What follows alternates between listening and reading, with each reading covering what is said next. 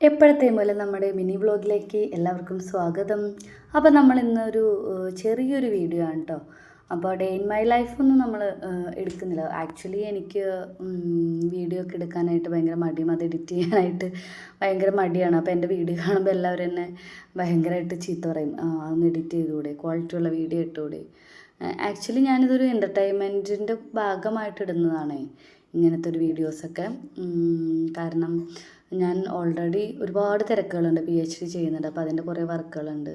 പിന്നെ കുട്ടികളെ പഠിപ്പിക്കണം. പിന്നെ ചേട്ടന് ഫുൾ ടൈം വർക്ക് മോഡാണ്. കാരണം രാവിലെ 9 മണി തുടങ്ങിയ വൈകിട്ട് 6 മണി വരെയുള്ള ടൈം നമുക്കൊരിക്കലും ചേട്ടൻ്റെ വാല്യുബിളായിട്ടുള്ള ടൈമാണത്, നമ്മൾ ജോലി ചെയ്യുന്ന ടൈം എന്ന് പറയുന്നത്. അപ്പോൾ സ്വാഭാവികമായിട്ടും അതിനിടയ്ക്ക് വരുന്ന ഓരോ ഉത്തരവാദിത്തങ്ങളുടെയും റെസ്പോൺസിബിലിറ്റി എന്ന് പറയുന്നത് എനിക്കാണ്. അപ്പോൾ ഞാൻ കൂടുതലും ചേട്ടന് അതൊരു പ്രഷർ നൽകാറുമില്ല. കാരണം എനിക്കിപ്പോൾ കുറച്ച് ഫ്രീ ആയിട്ട് ചെയ്യാൻ പറ്റുമെന്നുള്ളത് കൊണ്ട് തന്നെ ചേട്ടൻ അങ്ങനത്തെ ഒരു പ്രഷേഴ്സൊന്നും കൊടുക്കാറില്ല. അപ്പോൾ സ്വാഭാവികമായിട്ട് ഇതിനിടയ്ക്കൊക്കെയാണ് നമ്മളൊരു വീഡിയോ ഒക്കെ എടുത്തിടുന്നത്. അപ്പോൾ ഫുൾ ടൈം ഇങ്ങനെ വീഡിയോ എടുത്തിടാൻ പറ്റാറില്ല. പിന്നെ അതൊന്ന് എഡിറ്റ് ചെയ്യാനൊക്കെ ആക്ച്വലി മടിയാണ്. അപ്പോൾ അങ്ങനെയൊക്കെ ഇരിക്കുന്ന സംഭവത്തിലാണ് ഇപ്പോൾ ഈ വീഡിയോ ഒക്കെ നമ്മൾ ചെയ്യുന്നത്. രാവിലെ കുറച്ച് കടലക്കറിയും ദോശയൊക്കെ ഉണ്ടാക്കി. പിന്നെ ഉച്ചക്കത്തേക്ക് നമ്മൾ കുറച്ച് കൂർക്കയും പോർക്കും കൂടി കറി വയ്ക്കാമെന്ന് വിചാരിച്ചു.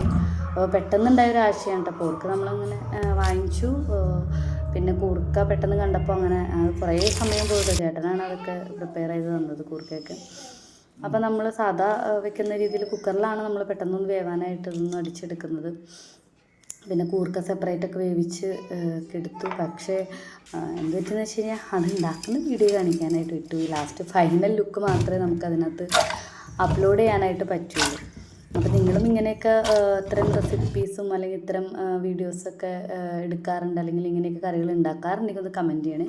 എന്തായാലും കറി നല്ല സൂപ്പറായിരുന്നു. ഇച്ചിരി കൂടിപ്പോയി എന്ന് മാത്രമേ അതിനകത്തൊരു ഡിഫിക്കൽറ്റി ഉള്ളൂ. ബാക്കി എന്തായാലും സൂപ്പറായിരുന്നു. അപ്പോൾ എല്ലാവരും ഒന്ന് കമൻറ്റ് ചെയ്യണേ.